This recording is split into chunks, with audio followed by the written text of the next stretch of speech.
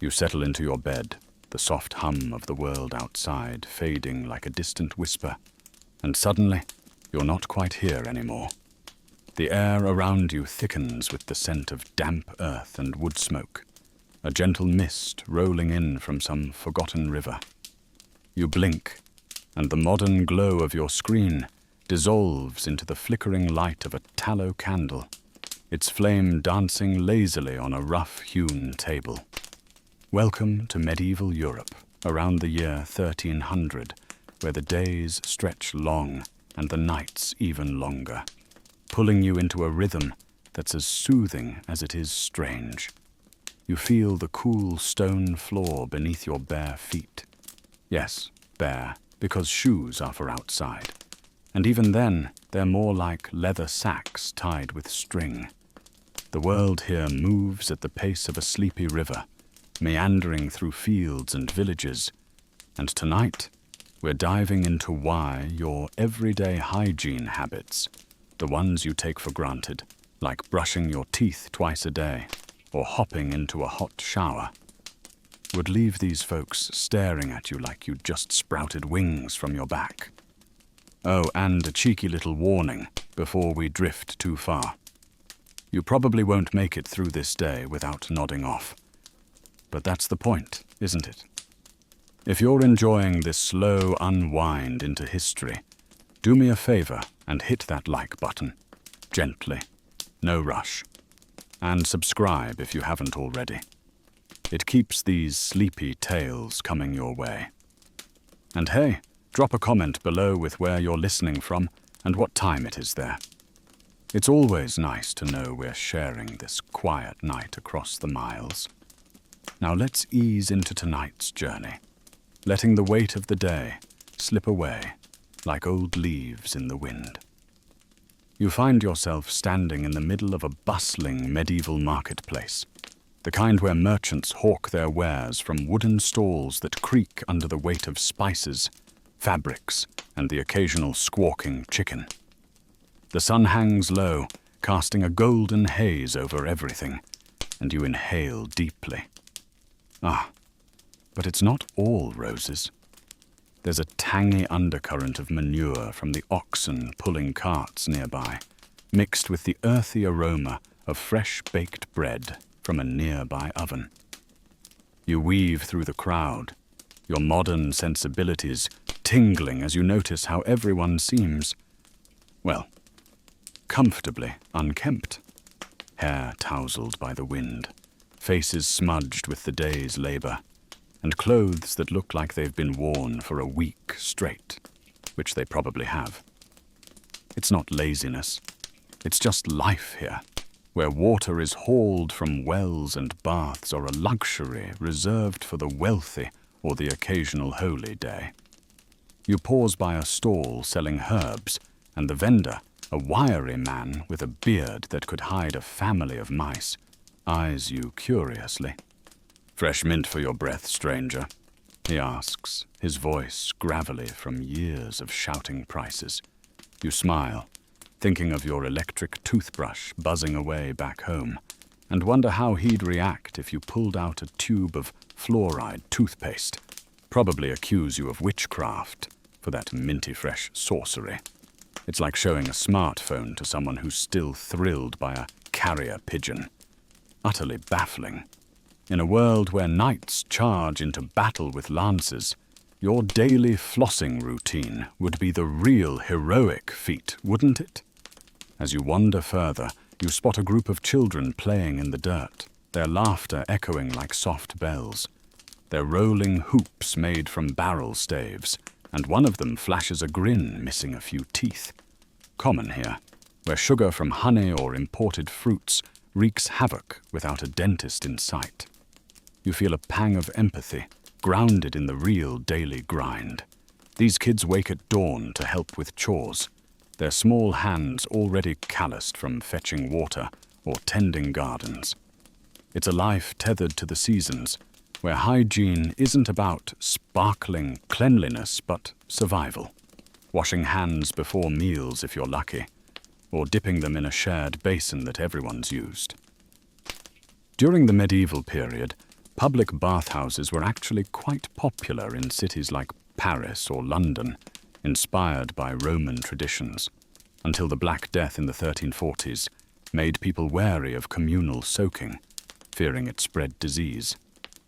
But out here in the villages, baths are rare. A quick wipe with a cloth and some scented herbs suffices. Some folks believed that wearing linen undergarments absorbed the body's humours and kept you healthy, so changing your shirt was seen as a form of bathing. Talk about a lazy laundry hack that predates dry shampoo by centuries. You meander toward the edge of the market, where a storyteller gathers a small crowd under an oak tree. His tales are laced with morals about virtue and vice, and you listen, feeling the day's warmth seep into your bones. Historians still debate whether the decline in bathing after the plague was more about fear of waterpores opening to miasma, or just the economic fallout from depopulation. Either way, it's a far cry from your morning routine of steaming showers and scented soaps, which would shock these people into thinking you'd been blessed by some water nymph. Imagine explaining antibacterial soap to a medieval peasant.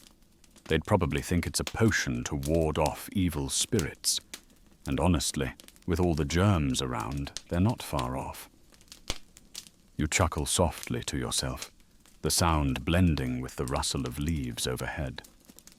As the sun dips lower, casting long shadows, you feel a gentle pull toward a nearby inn, its thatched roof sagging like a tired eyebrow.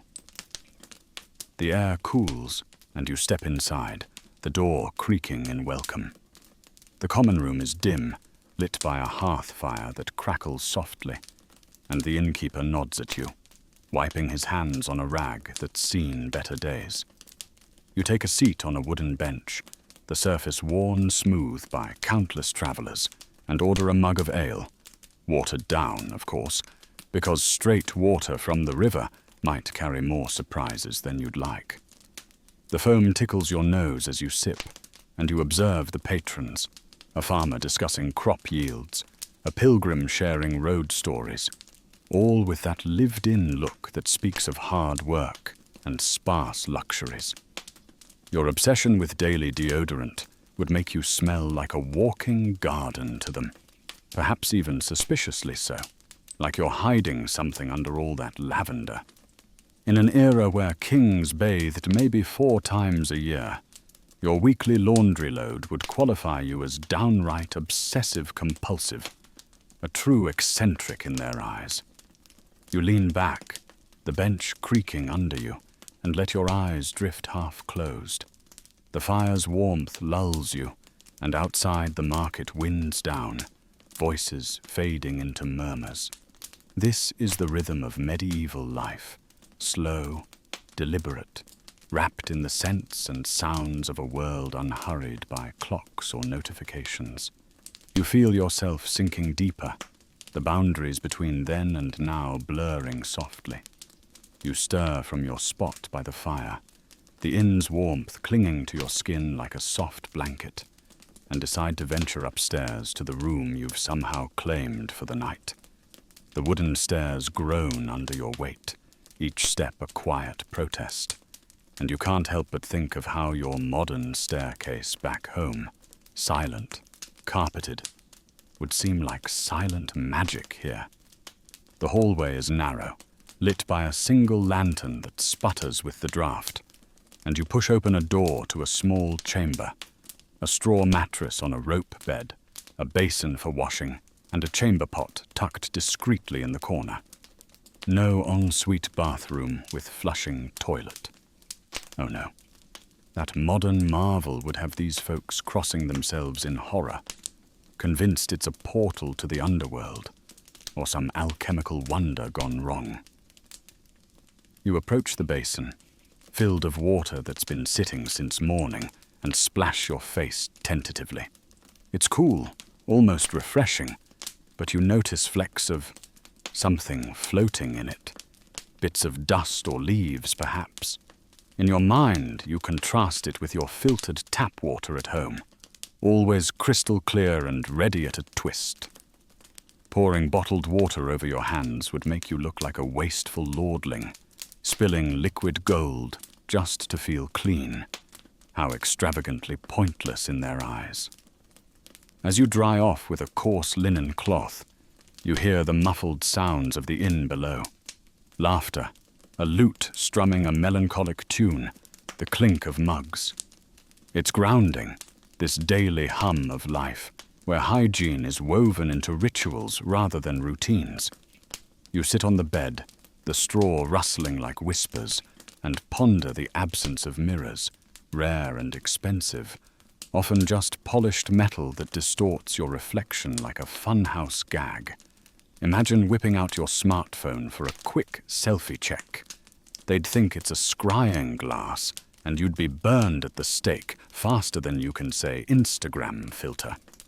Medieval people did practice oral hygiene, using twigs from trees like hazel or willow to chew and fray into brushes, or rubbing their teeth with cloths dipped in mixtures of sage and salt, early precursors to toothpaste, though without the minty zing.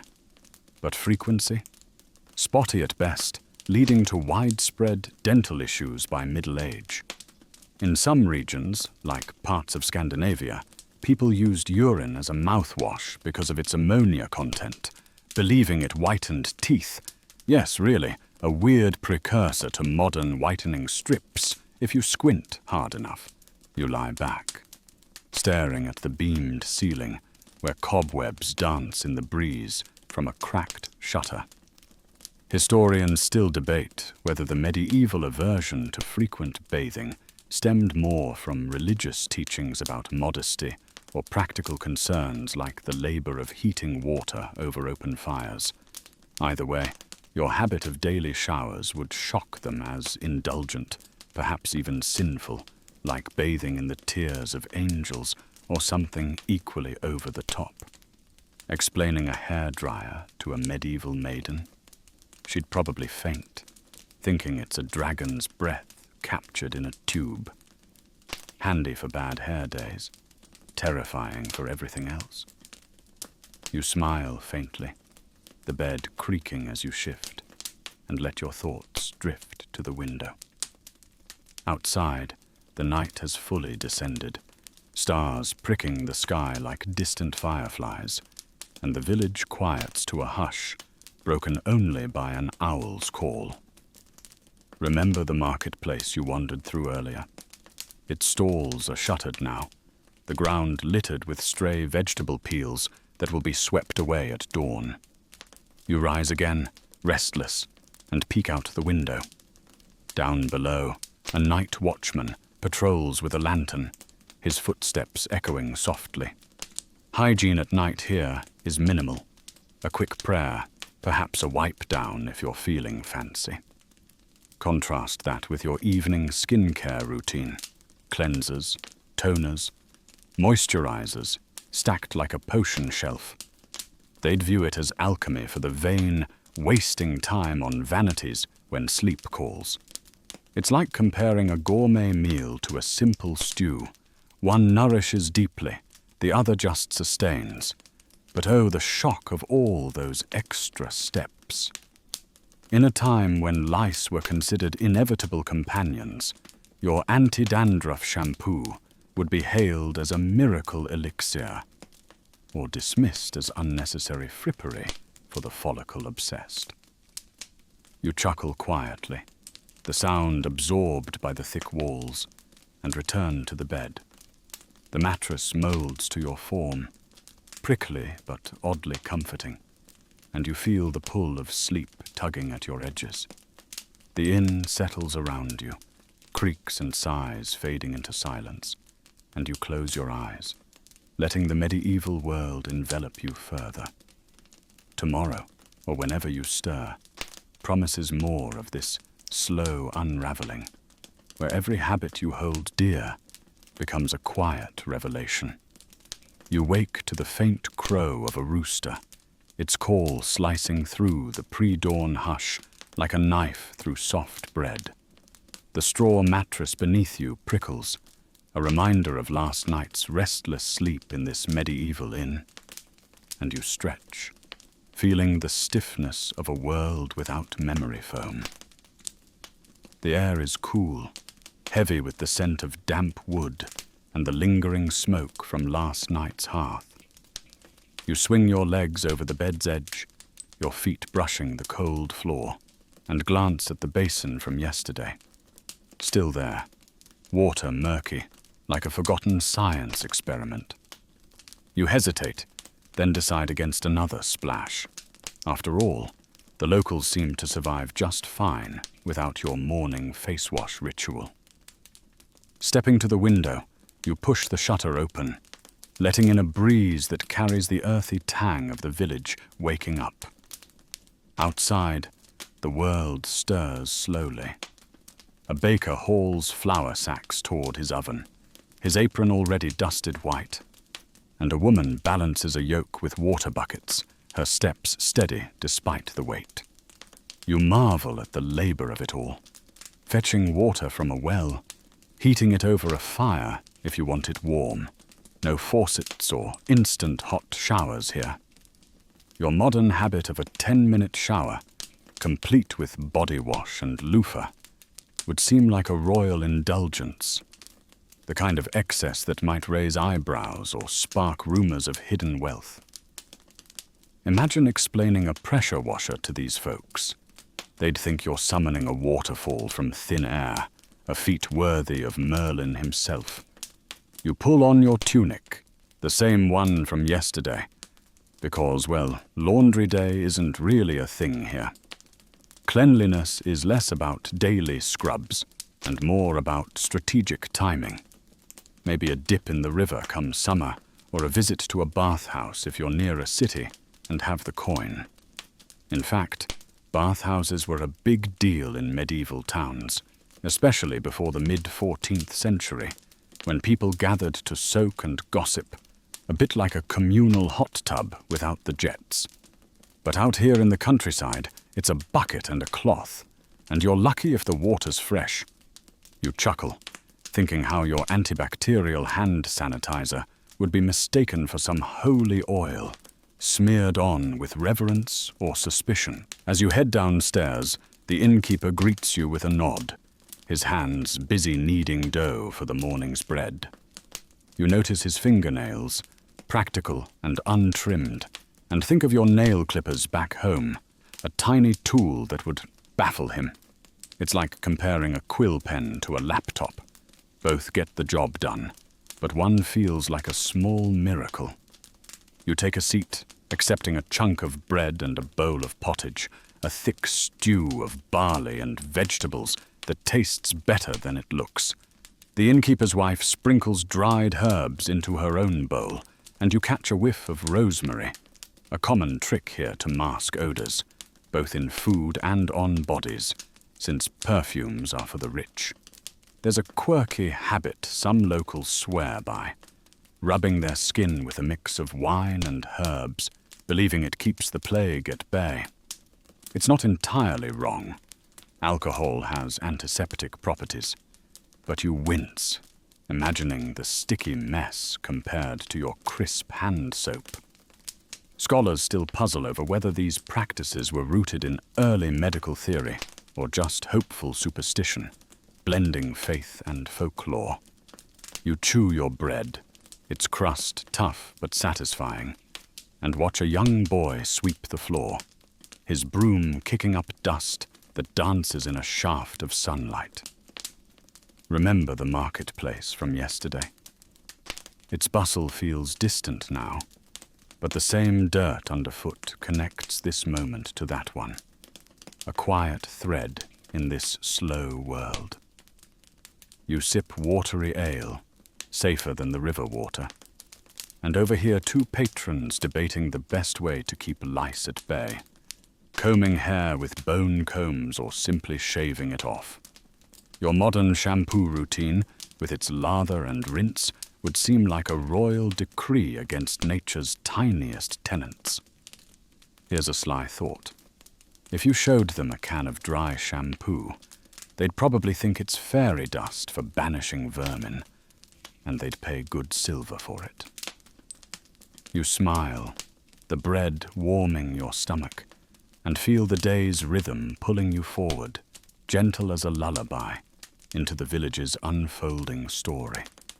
You step outside the inn, the morning air sharp against your cheeks, carrying the scent of fresh mud and blooming wildflowers from a nearby field.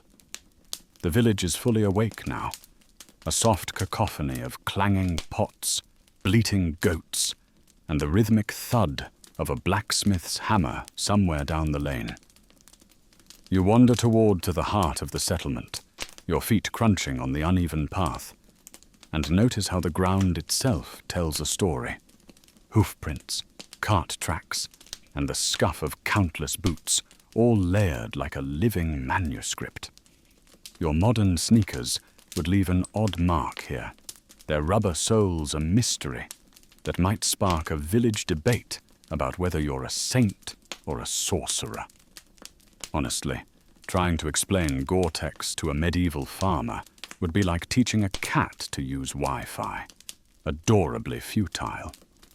You pass a woman scrubbing a wooden table outside her home, using sand and a rough cloth to scour it clean. It's a reminder that hygiene here isn't just about bodies, but about spaces. Tables, floors, and tools get the same practical treatment as skin. In medieval Europe, especially in rural areas, cleanliness often meant sweeping away the day's grime, rather than chasing sterile perfection. By the 13th century, many households used lye, made from wood ash, to scrub surfaces or even wash clothes. A harsh but effective soap precursor that could strip paint if you tried it on your modern kitchen counters. You wince, imagining its bite on your hands, so used to gentle dish soap that smells like citrus dreams. A man nearby sharpens a knife on a whetstone, his movements steady, almost meditative. You catch his eye, and he nods, assuming you're just another traveler passing through. You wonder how he'd react to your electric razor, its buzz like a trapped bee, shaving your face in minutes without a drop of blood. It's a small luxury that would seem like magic, or maybe just laziness to him. Here's a quiet smirk. Your daily skincare serum, with its promises of eternal youth, would probably be sold here as an elixir of immortality, bottled and blessed by some enterprising monk.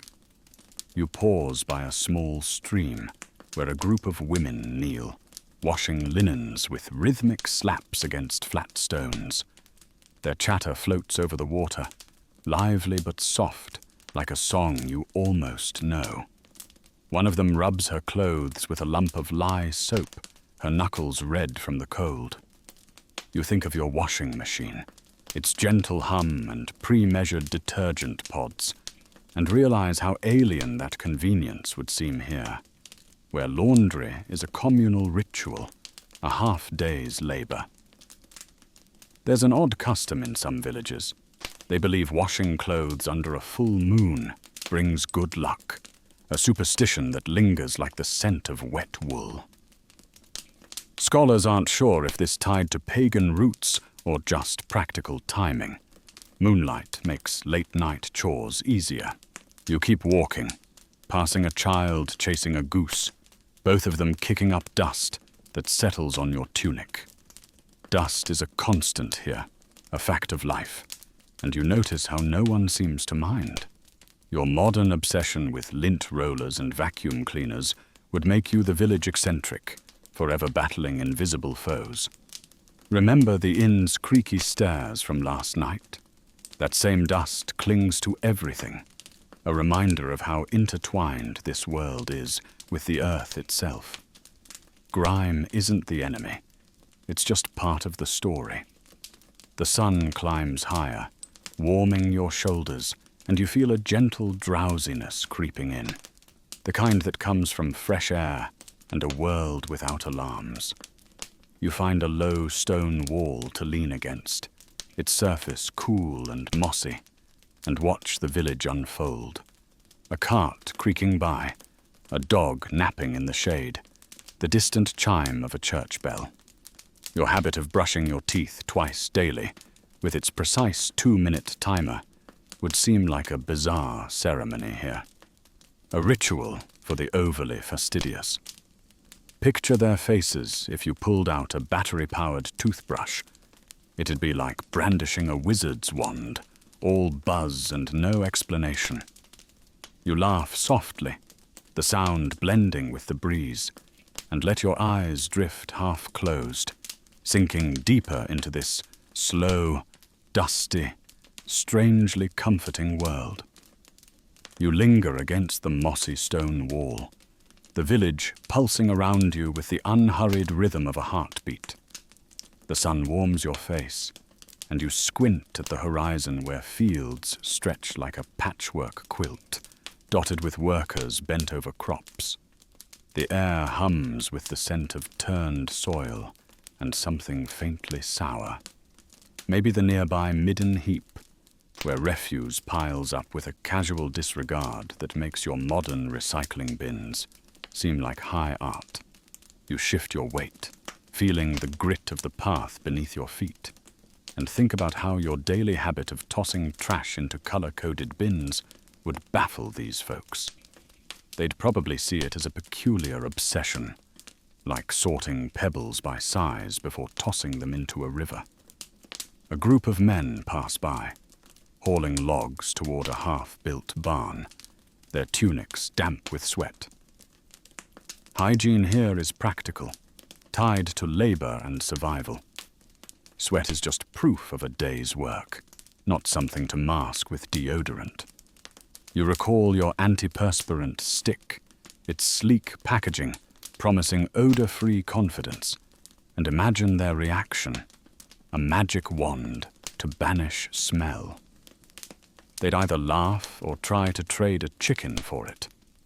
In the 13th century, particularly in England, soap-making became more common, with guilds forming to produce bars from animal fat and ash, though it was mostly for the wealthy or for washing clothes, not daily baths.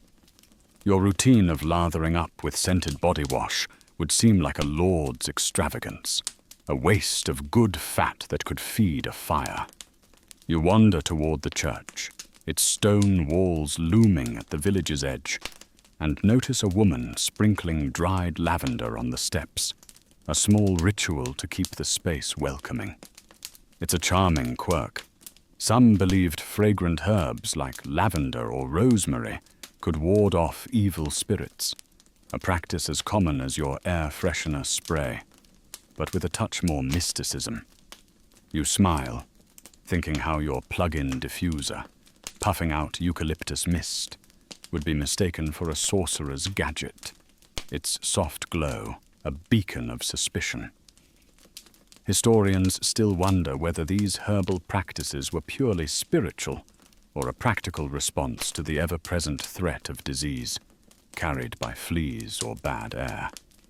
The church door creaks as you step inside, the cool darkness wrapping around you like a shawl. A priest murmurs prayers at the altar, his robes slightly frayed but clean. A rare nod to personal care driven by religious duty. You notice a faint scent of incense, grounding you in the moment, and think back to the inn's smoky hearth from last night. It's a thread of continuity, this reliance on faux and scent to shape a space. Your modern obsession with spotless bathrooms, with their gleaming tiles and bleach, would seem alien here, where cleanliness is less about shine and more about function. Picture explaining a toilet bowl cleaner to the priest. He'd probably think it's a potion for blessing the latrine, and you'd get a sermon for your trouble. A young girl sweeps the church floor, her broom stirring dust motes that dance in a beam of light. You watch her, feeling the weight of her daily tasks, fetching water, scrubbing pots, sweeping endlessly, and realize how your dishwasher would be a miracle machine, freeing up hours for, well, more sweeping, probably. Here's a quiet chuckle. Your electric vacuum cleaner would be hailed as a demon-slaying beast, its roar scattering dust and doubters alike. You step back outside, the sunlight soft on your skin, and feel the village's slow pulse pulling you along, like a river carrying a leaf. The world here is tactile, unpolished, and strangely soothing, its imperfections a lullaby for your modern mind. You drift away from the church, the faint echo of the priest's prayers fading as you follow a narrow path toward the village's outskirts. The ground is uneven, studded with pebbles and tufts of grass, and you step carefully, imagining how your cushioned running shoes would feel like floating on clouds compared to the thin leather soles most folks wear here. The air carries a mix of hay and distant wood smoke, and you spot a farmer leading a cow to pasture, its bell clanging softly. Hygiene in this world is tied to the land. Water from streams, soap from ash. Cleanliness, a practical afterthought to the demands of survival. Your daily hot shower, with its endless stream of warmth, would seem like a king's ransom, a luxury so decadent it might spark a village riot. You pause by a small garden where an old woman tends herbs, her fingers stained green from thyme and sage. She hums a tune, and you catch a glimpse of her toothless smile. Dental care here is a losing battle, with most relying on herbal rinses or, if they're desperate, a barber's pliers. By the late medieval period, trade routes brought cloves and anise to Europe, used as breath fresheners by the elite. A far cry from your minty toothpaste, but a step toward oral care. You imagine pulling out your electric toothbrush, its bristles whirring, and her reaction, probably a mix of awe and fear, like you've unleashed a tiny mechanical dragon. Your modern dental floss. It'd be mistaken for enchanted thread, woven to trap bad spirits in your gums. The woman offers you a sprig of mint, and you chew it, its sharp freshness a small comfort. In some villages, people believed chewing parsley or fennel seeds could purify the soul as much as the breath, a quirky blend of hygiene and spirituality that makes your fluoride rinse seem blandly scientific. Scholars still debate whether these practices were driven by health concerns or religious symbolism, tying cleanliness to divine favor. You thank her with a nod, feeling the mint's cool bite, and continue down the path, passing a cluster of children playing with sticks, their laughter bright against the morning's quiet. You think back to the marketplace from that first day, its chaotic energy now a distant hum, and notice how the same earthy scent lingers here, tying the village together. Your habit of carrying hand sanitizer, that little bottle of germ-killing gel, would be a mystery here. Imagine explaining kills 99% of bacteria to a farmer who thinks illness comes from bad air or a neighbor's curse. Here's a sly thought. Your bottle of sanitizer might be traded for a whole pig, hailed as a potion to banish invisible demons.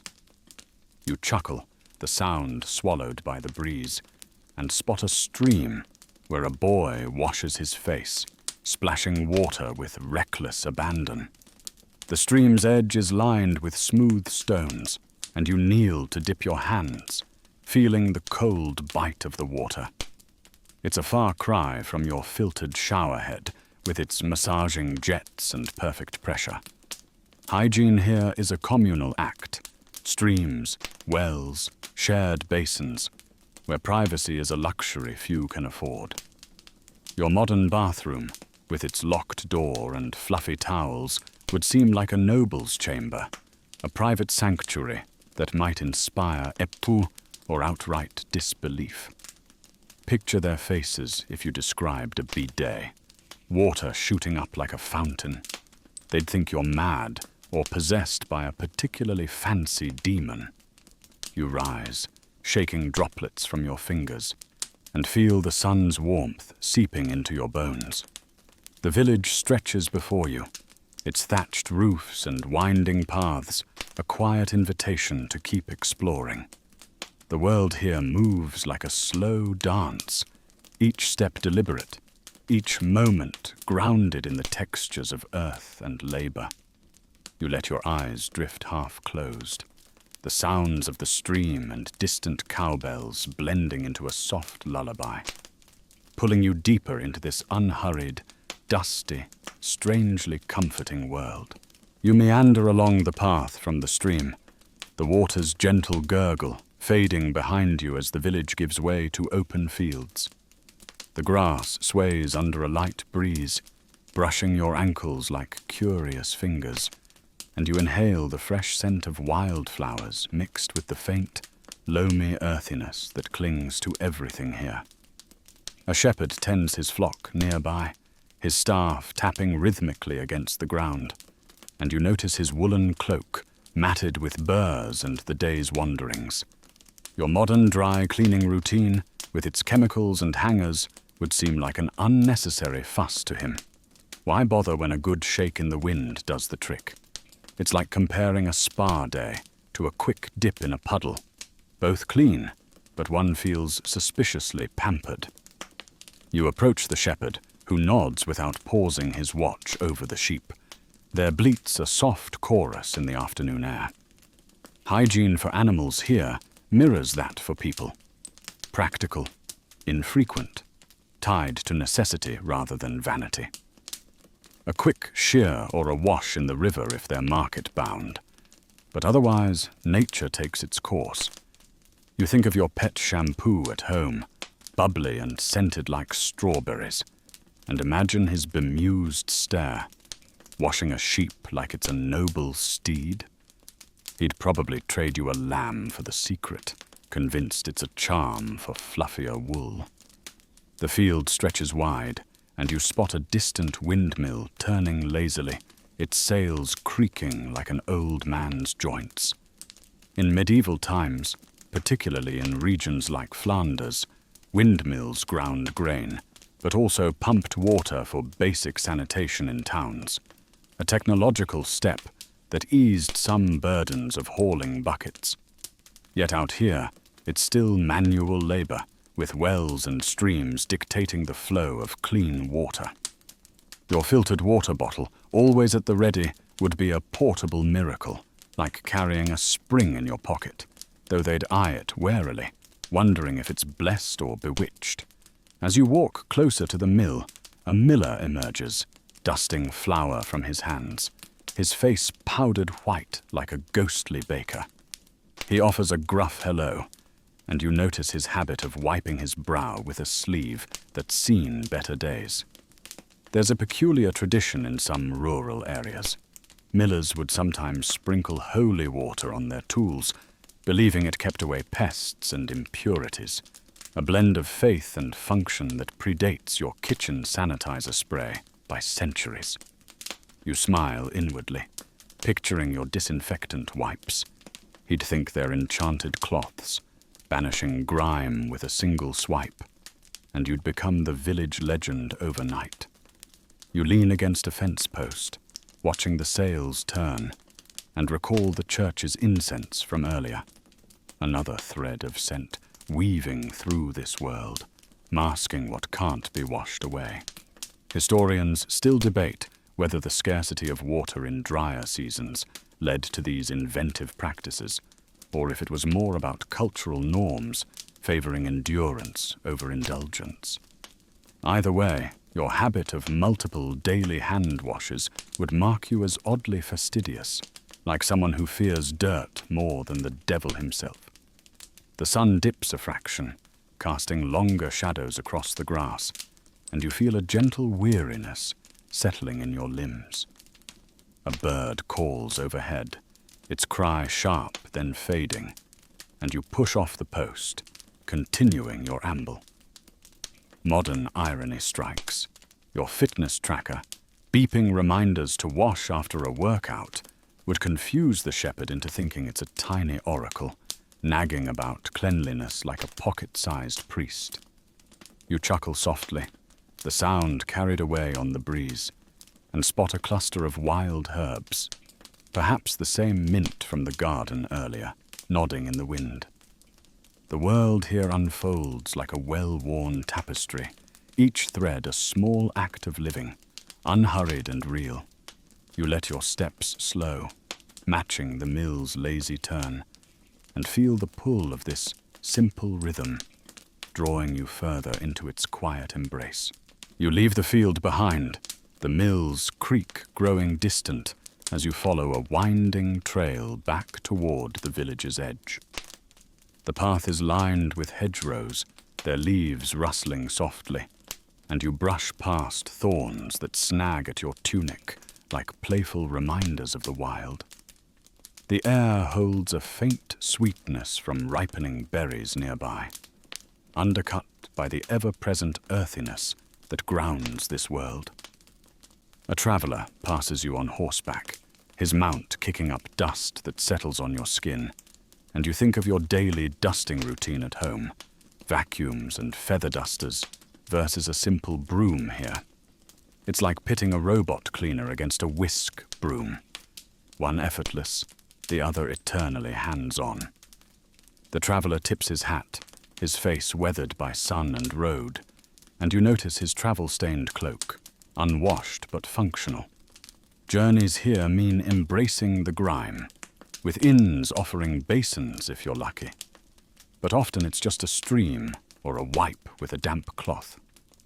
You imagine pulling out your travel-sized wet wipes, those moist miracles in a packet. He'd stare, convinced they're leaves from some enchanted tree, and offer his horse in trade. In the 14th century, as the Black Death loomed, some regions saw a shift toward avoiding public baths, fearing they spread illness through open pores, a belief that lingered long after. You veer off the path toward a small orchard, apples hanging heavy on branches, and spot a family picking fruit, their baskets filling slowly. The mother hands a child an apple, wiping it on her apron first, a small act of care that's as close to modern produce washing as it gets here. There's an unusual custom in certain orchards. Farmers would bury a coin under a tree for good harvest and clean fruit, a superstitious nod to blending luck with labor that makes your fruit scrubber brush seem overly methodical. You accept an offered apple, its skin speckled but sweet, and bite in, juice trickling down your chin. Recalling the stream from earlier, where the boy splashed freely, you see how water ties these moments together. Scarce, shared, sacred in its utility. Scholars remain uncertain if the post-plague hygiene fears were more medical misinformation or a reaction to overcrowded bathhouses, fostering vice as much as cleanliness. Either way, your kitchen sink ritual, rinsing every vegetable under running water, would seem wasteful, like pouring out a well's worth just to feel secure. The family chats amiably, sharing stories of the harvest, and you listen, feeling the sun's warmth on your back. Modern sarcasm bubbles up. Explaining a dishwasher to them would be like describing a self-cooking pot. They'd nod politely, then whisper about your tall tales later. You wipe your mouth on your sleeve, mimicking their ease, and continue through the orchard, leaves crunching underfoot. The trees provide dappled shade, a respite that lulls your thoughts, and you spot bees humming around fallen fruit, their buzz a gentle drone. Your habit of using paper towels for every spill would mark you as prodigal here, where rags are reused until they fray into nothing. Picture their amusement at your roll of disposables, endless cloth from a tube. It'd be the stuff of bard songs, a traveler's folly. You smile, the apple's tartness lingering, and emerge from the orchard onto a quieter lane. The village looms ahead, its roofs a familiar sight, and you feel the day's slow unraveling, each step a soft surrender to this textured, unpolished life. The breeze picks up, carrying the scent of baking bread from afar, and you let your pace slacken, eyes half-lidded against the light. This world whispers its secrets in the rustle of leaves and the crunch of earth, pulling you deeper into its calm, where modern shocks fade into sleepy wonder. You amble down the quiet lane, the orchard's shade giving way to open sky as the village draws nearer once more.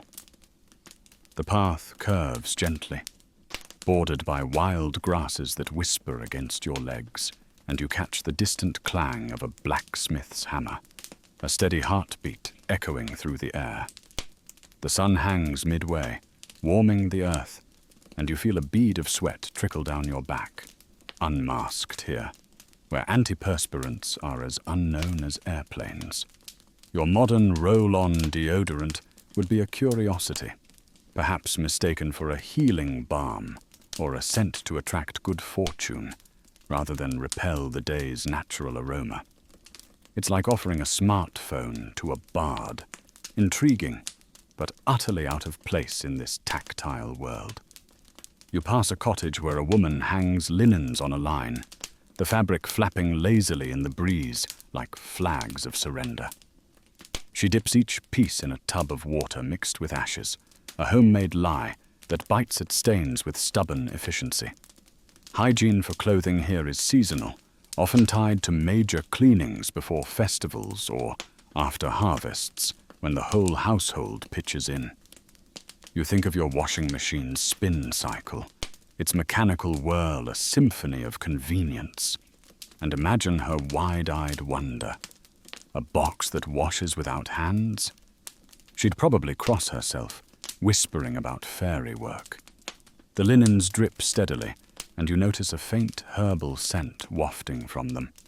Perhaps bay leaves boiled in the water, a common trick to freshen and deter moths. In some parts of medieval France, folks added urine to the wash for its whitening power, a gritty practicality that makes your laundry pods seem like alchemical gold. You suppress a grimace, biting into the remnants of that orchard apple for distraction, its core now a small comfort in your hand. Historians still ponder whether these methods were born from necessity in water-scarce areas, or inherited from ancient Roman techniques adapted to harsher times.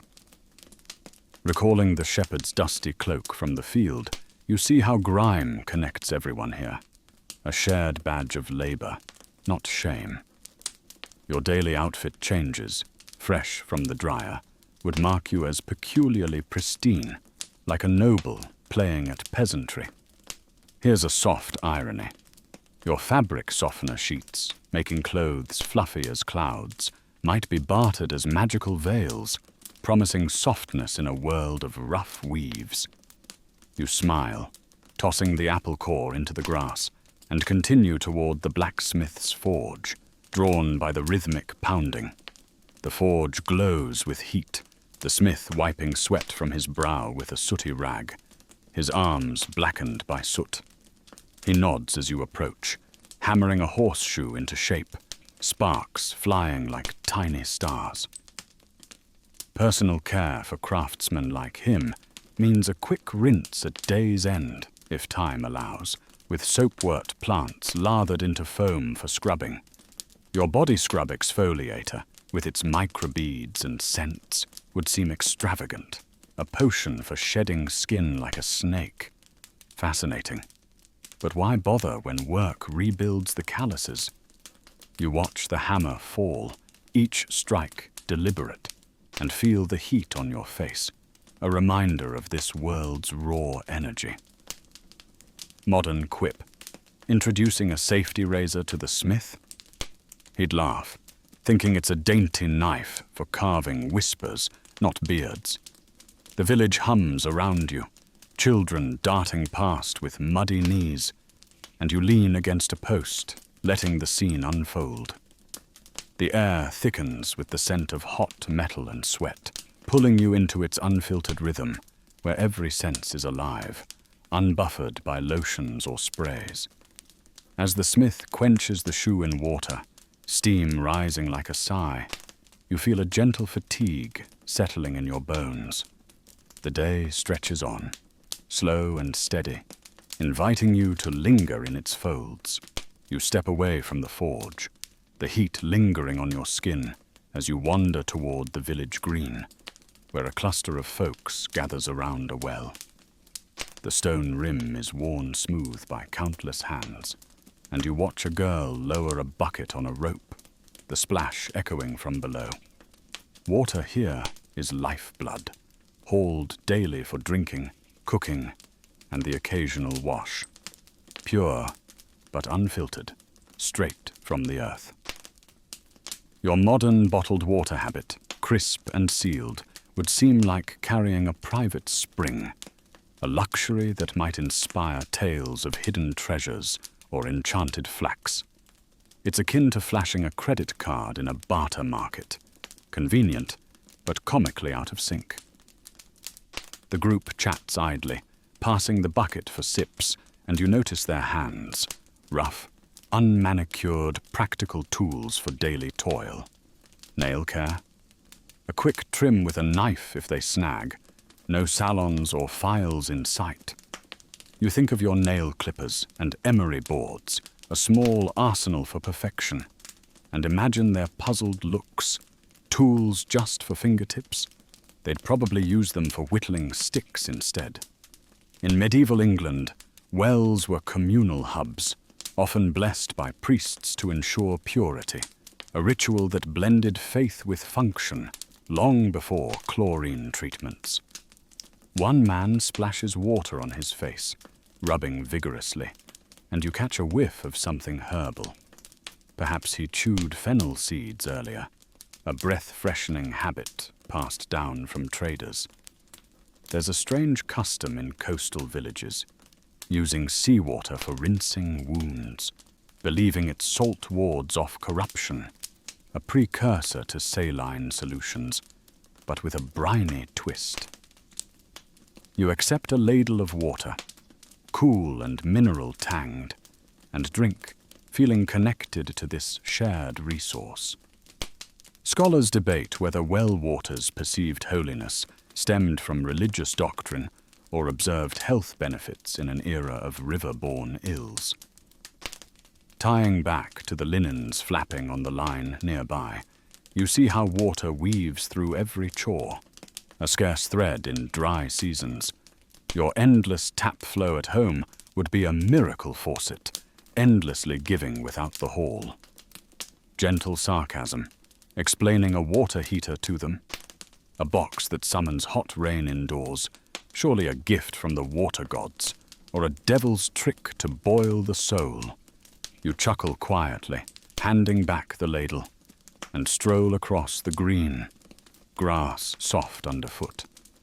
A dog lounges in the shade of an oak, scratching lazily at fleas, and you recall your pet flea treatments, drops that banish pests like magic. Here, animals and people share the itch, combed out with fine-toothed tools or herbal rubs. Your anti-itch cream would be a balm of legends, soothing what nature insists on. The green bustles gently. A child rolls a hoop, women mend nets, and you find a bench worn by weather to sit and observe.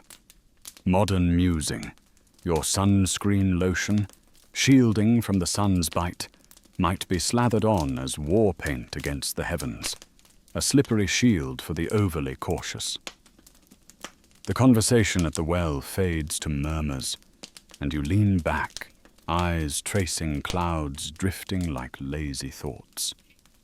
The village's pulse is a soft drum, each moment layered with the scents of water, earth, and effort. You feel the pull of rest, eyelids heavy in the warm light, sinking further into this world where hygiene is woven into life's quiet fabric.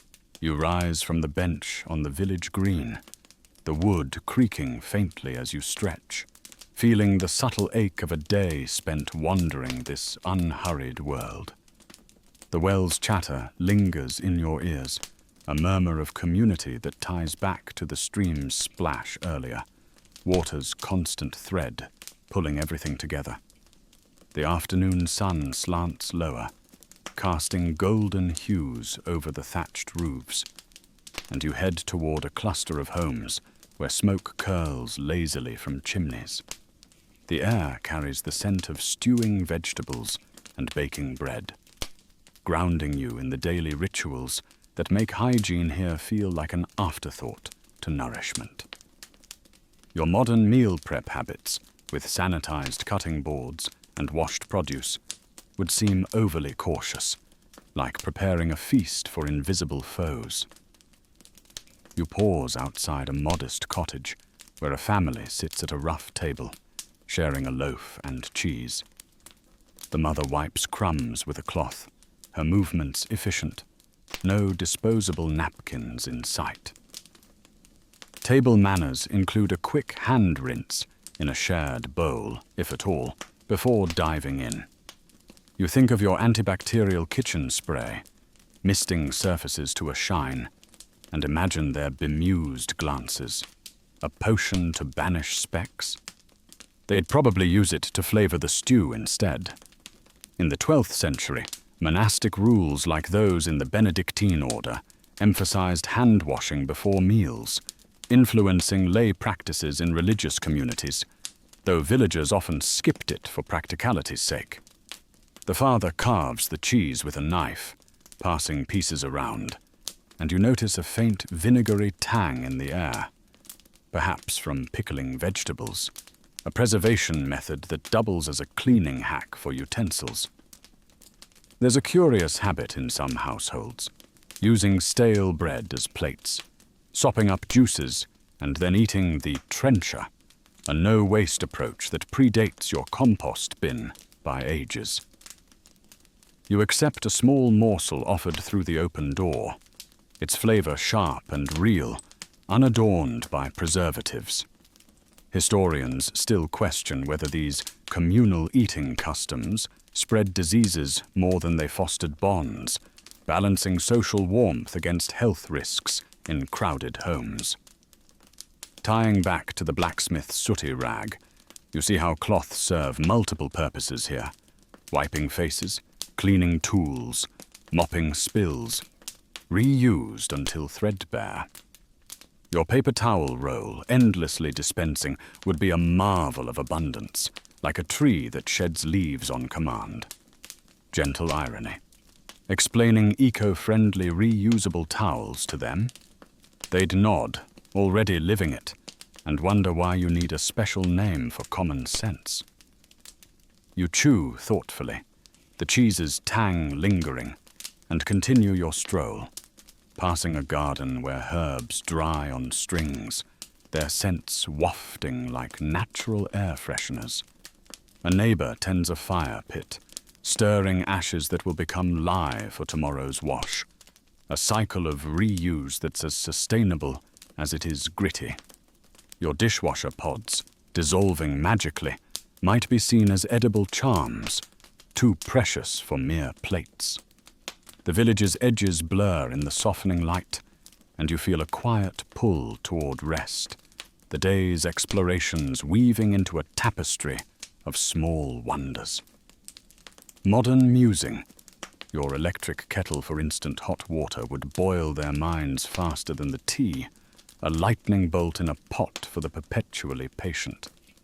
You find a shady spot under a tree, leaning against its bark, eyes tracing the leaves overhead. The world here hums with life, unfiltered by gadgets, each breath a reminder of its raw beauty.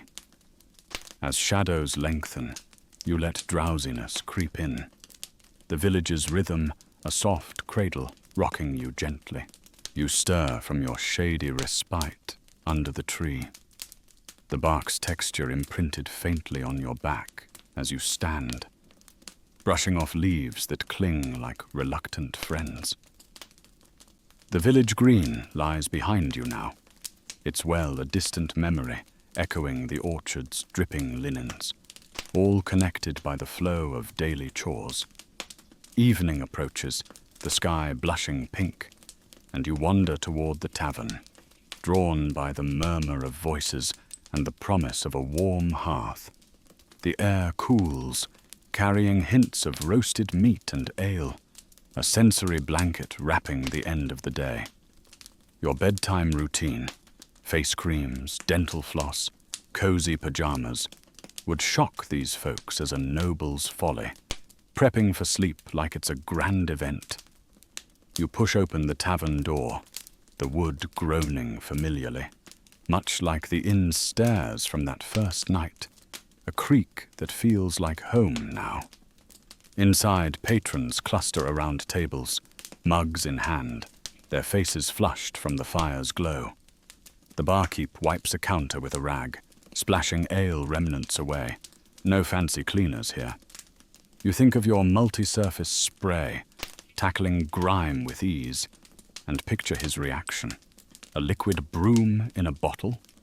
He'd bottle it as elixir and charge double for drinks. By the 15th century, as trade expanded, spices like cinnamon were used not just in food, but to freshen breath or mask body odors, a luxury trickling down from merchants to commoners. A storyteller spins yarns in the corner, his audience leaning in, and you catch a whiff of pipe smoke mingling with sweat. A communal scent that's accepted, not combated. There's an odd tradition among travelers, carrying pouches of dried flowers to tuck in clothes, a portable freshness that beats your laundry scent boosters, but requires more foresight. You order a mug, the foam bubbling up, and sip, feeling the warmth spread. Scholars remain unsure if the rise in herbal use for hygiene was driven by Eastern influences via the Crusades or local innovations against persistent plagues. Linking back to the garden herbs drying outside, you see how nature provides the tools here, unprocessed and direct. Your essential oil diffuser, humming with lavender mist, would be a mechanical flower, blooming scent on demand, enchanting or eerie, depending on the ale consumed. Light sarcasm, introducing mouthwash to the storyteller. He'd gargle a tale about it, turning your swish and spit into a saga of vanquished dragons in the throat.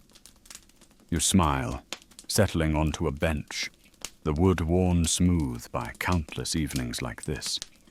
Musicians strike up a lute and flute, the melody soft and meandering, and you watch dancers sway, their steps kicking up faint dust. Foot care. A rare soak if blistered, no pedicures in sight. Your foot spa tub, bubbling away tension, might be hailed as a healing cauldron, bubbling with unseen spirits. The tavern fills with laughter, grounding you in the moment, and you feel the day's weight easing off like an old cloak. Modern whisper. Your sleep mask for total darkness would blind them to its purpose, a velvet void for the overly sensitive soul. As the fire crackles, casting flickering shadows, you lean back, mug in hand, letting the music wash over you. The world outside darkens, stars peeking through windows, and you sense the pull of night. This medieval tapestry unfolding its final threads for the day. You linger in the tavern's warmth a while longer, the lute's melody fading as patrons begin to drift toward home, mugs emptied and stories told. The barkeep nods farewell, wiping tables with a damp cloth that smells faintly of vinegar, a simple disinfectant pulled from the pantry. Night has fully claimed the sky outside, stars twinkling like scattered jewels, and you step into the cool air, the door swinging shut behind you with a soft thud. The village streets are quiet now, lit by the occasional lantern glow from windows. and you feel the day's accumulation on your skin. Dust, sweat, a patina of lived experience that modern showers would wash away in moments. Your evening wind down, with its array of lotions and serums, would seem like an alchemist's vanity project here, layering essences when a quick prayer suffices. You wander back toward the inn, feet tracing familiar paths from earlier wanderings, the marketplace's empty stalls, now silent sentinels in the dark. A cat slinks by, its eyes reflecting moonlight, and you think of pet grooming back home. Brushes, shampoos, even toothbrushes for furry friends. Here, animals fend for themselves mostly, with occasional herbal rubs for mange or fleas. Imagine offering a flea collar to a villager. They'd strap it on as a talisman against bad luck, convinced it's woven with protective spells. In medieval times, especially after the 1340s, fear of contagion led to burning infested clothes or using smoke to fumigate homes, harsh measures that predated your vacuum and sprays by centuries. The inn looms ahead, its thatched roof a dark silhouette, and you push inside, the hearth embers glowing low. The innkeeper's wife mends a stocking by the fire, her needle glinting, and you notice her hair tied back with a simple ribbon. No elaborate styles or products here. Hair care involves combs of bone or wood, perhaps oiled with animal fat for shine, a far cry from your conditioners and stylers. There's a whimsical practice in some regions, braiding garlic into hair to ward off evil, a stinky safeguard that makes your anti-dandruff shampoo seem tame. You climb the stairs, each creak an echo of your first night, and enter your chamber, the basin still there, water undisturbed. Historians still deliberate if nighttime routines emphasized spiritual cleansing over physical, with prayers purifying the soul while bodies rested unwashed. Tying back to the tavern's shared mugs, you see how evenings blend communal grime with quiet reflection. Your electric toothbrush routine, buzzing away plaque, would light up the room like a firefly in a jar, mesmerizing, but suspiciously noisy for bedtime. Gentle quip, explaining a white noise machine for sleep? They'd think it's a box of captured winds, howling lullabies for the restless elite. You splash your face sparingly, the water cold and bracing, then settle onto the straw mattress, its rustle a familiar whisper.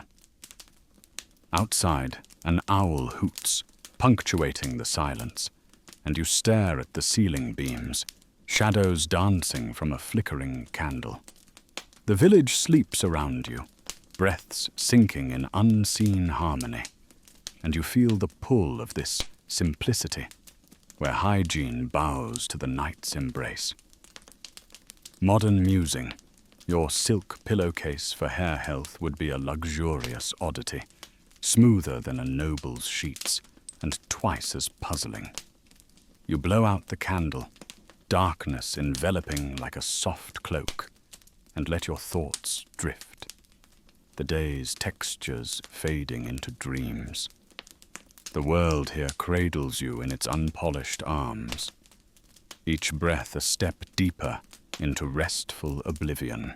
You wake to the soft grey of pre-dawn, filtering through the shutter cracks, the mattress straw shifting as you stir, a prickly reminder of nights without plush toppers.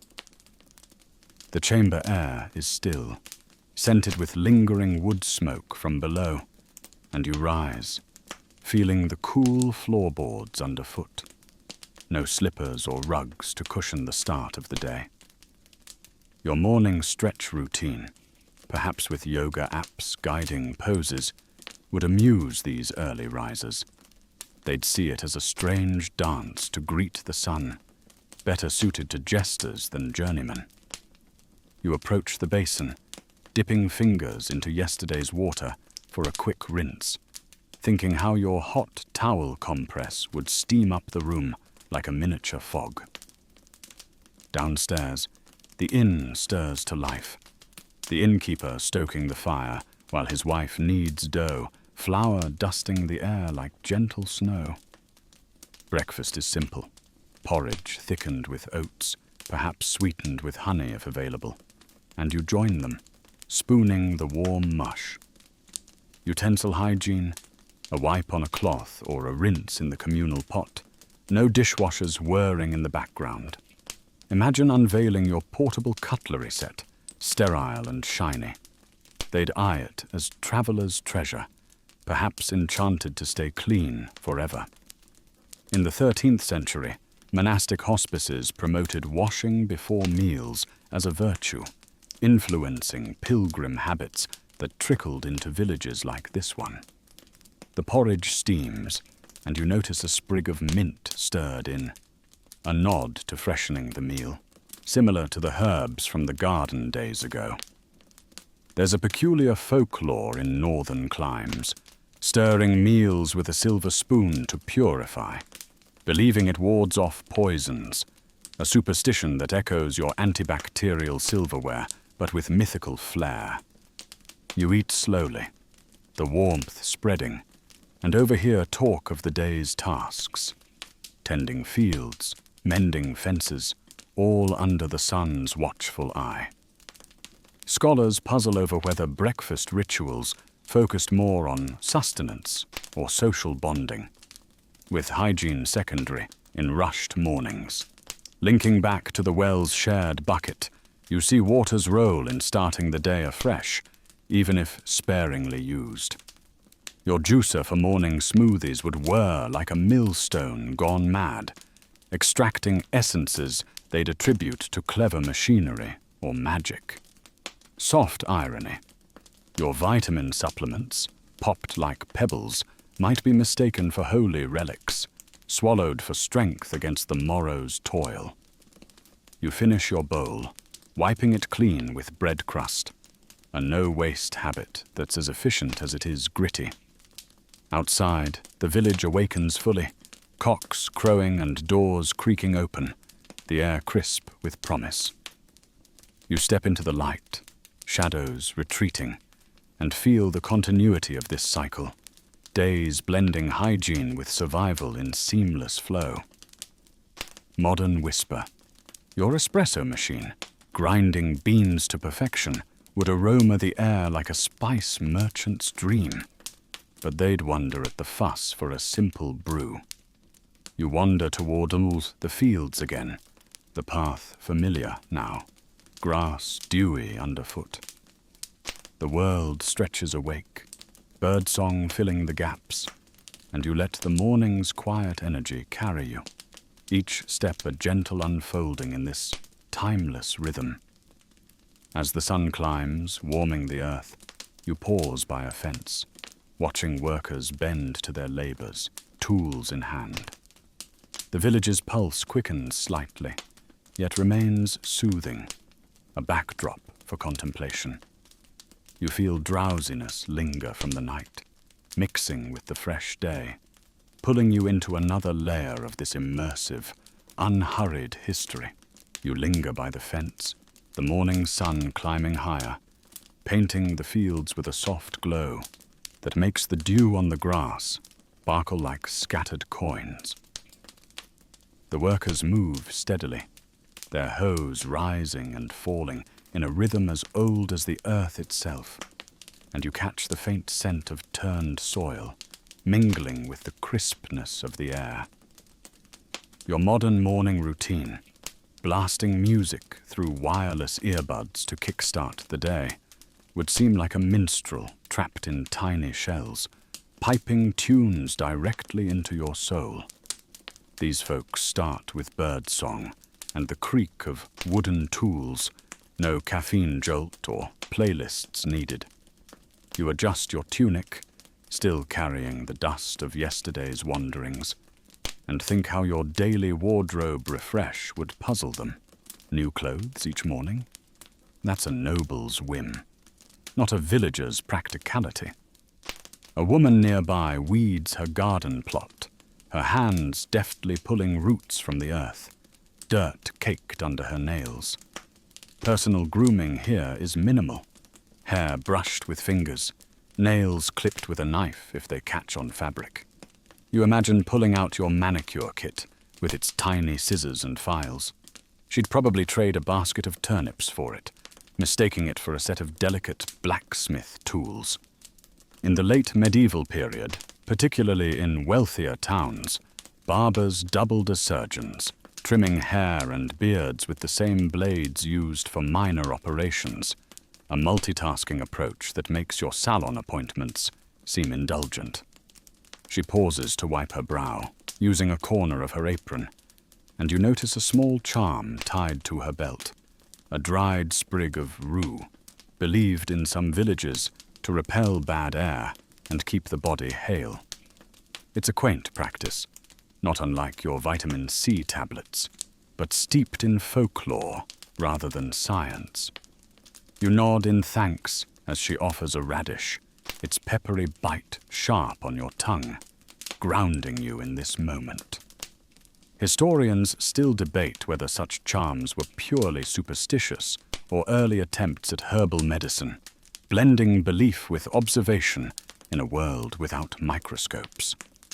Tying back to the orchard's apple from days ago, you feel the thread of nature's bounty weaving through meals and remedies alike, a reliance on what grows nearby. Your electric juicer, whirring fruits into liquid health, would be a mechanical marvel, like a mill that squeezes life from pulp. Fascinating, but suspiciously unnecessary. Gentle sarcasm, explaining a fitness tracker that counts steps. They'd laugh, pointing to their endless trudging fields as the only tracker needed, measuring life in blisters, not beeps. You chew the radish, its crunch loud in the quiet, and continue along the field's edge, the village's familiar roofs peeking through distant trees. A child runs past, chasing a hoop, his bare feet kicking up dust that settles on your clothes. Dust is a constant companion here, accepted like an old friend, unlike your lint roller's endless battle at home. Modern musing. Your vacuum's roar would startle the cows, a beast that swallows dirt whole. Imagine the tails spun about that monster. The path curves back toward the village, and you feel the day's warmth building, a soft invitation to slow your pace. The world hums with small sounds, bees, chatter, the thud of tools, and you let your eyes drift, half-lidded, as the medieval rhythm wraps you in its gentle embrace, pulling you toward the day's end. You drift back into the village, the path beneath your feet worn smooth by countless steps, each one a quiet echo of the market's bustle from your first day. The sun now sits low, casting long shadows that stretch like lazy fingers across the ground, and the air cools, carrying the scent of cooling bread and the faint musk of livestock settling for the night. You pass the well again, its stone rim gleaming faintly in the dusk, and see a young man drawing water, his bucket splashing as he hauls it up. Your modern faucet, endlessly pouring clean water, would seem like a sorcerer's spring, wasteful in its abundance yet mesmerizing. Here, every drop is earned, carried, cherished, a stark contrast to your whole casual turn of a tap. The man offers you a sip, the water cold and earthy, and you notice his hair, roughly cropped with shears, no mirrors to guide the cut. Haircuts here are practical, done by family or barbers with unsteady hands, unlike your salon's precision clips. In medieval Europe, especially in monastic communities, tonsures, shaved crowns, symbolized devotion, influencing lay styles for men seeking humility or just fewer lice. You think of your hair gel, sculpting perfect waves. They'd see it as a potion for taming manes, perhaps useful for horses, too. A soft chuckle escapes. Your blow-dryer's hot blast would be a dragon's breath, styling hair with fiery magic they'd whisper about for years. A woman nearby scatters ashes from her hearth into the street, a common way to keep paths dry and less muddy, a gritty solution that doubles as waste disposal. In some regions, ashes were mixed with urine for tanning leather, a pungent process that makes your eco-friendly detergents seem like fragrant poetry. You sip again, the water grounding you, and reflect on how hygiene here blends with survival. Less about sparkle and more about function. Scholars still wonder if ash scattering was purely practical or tied to beliefs about cleansing the earth itself, warding off unseen curses. Recalling the tavern's smoky warmth, you feel the village's rhythm tying each moment together. Water, fire, earth, all cycling through daily life. Your air purifier, humming away pollutants, would be a box of bottled breezes, incomprehensible to those who breathe dust as naturally as air. Gentle irony. Your scented candles, crafted for ambiance, might be mistaken for prayer lights, burning for luxury rather than salvation. You hand back the bucket, nodding thanks, and wander toward the inn one last time, its familiar creak welcoming you as night falls fully. The inn's hearth glows softly, embers pulsing like a sleepy heartbeat, and you settle on a bench, the wood worn smooth by countless travelers. The innkeeper hums, sweeping the floor, and you feel the weight of the day easing off, each breath slower, deeper. The village outside quiets, a hush broken only by a distant dog's bark and the wind's soft sigh through the shutters. Your sleep app, tracking REM cycles, would be a star reader's dream, charting rest like a map of the heavens, beautiful, but bafflingly precise. As you lean back, eyes tracing the ceiling's beams, the world softens into a gentle blur, the scents of smoke and straw fading into a comforting haze. The medieval day unwinds like a long, slow exhale, its textures and labors settling into your bones. You let your thoughts drift, carried by the village's lullaby. Creaking wood, rustling leaves, the faint clink of a bucket somewhere far off. The stars outside burn brighter, unseen through the walls, and you sink deeper, wrapped in the unhurried pulse of this ancient world, where time stretches like a river, calm and endless. You lie back on the straw mattress now, the inn's quiet enveloping you like a soft, worn quilt, its fibers woven from the day's small moments. The splash of well water, the crunch of an apple, the warmth of a hearth's glow. The village sleeps beyond these walls, its rhythm slowing to a whisper, each breath of the night carrying the scent of earth and embers, grounding you in a world untroubled by clocks or hurried routines. Your modern life, with its buzzing alarms and glowing screens, feels distant, like a dream left behind in another century, replaced by this gentle cadence of creaks and sighs, the soft settling of a world at rest. The candle's flicker has long since died, leaving only moonlight's faint touch through the shutters, painting shadows that dance slowly, as if reluctant to disturb your peace. You feel your eyelids grow heavy, the weight of the day's wanderings melting into the straw, each rustle a reminder of lives lived simply, tethered to the land's pulse. The owl's call drifts faintly from afar, a lullaby older than memory, and you let go, sinking into the embrace of this medieval night, where hygiene is less a task and more a quiet ritual, woven into the fabric of existence. Sleep comes softly, like mist rolling over fields, carrying you gently into dreams where the village's heartbeat echoes on, steady, timeless, forever calm.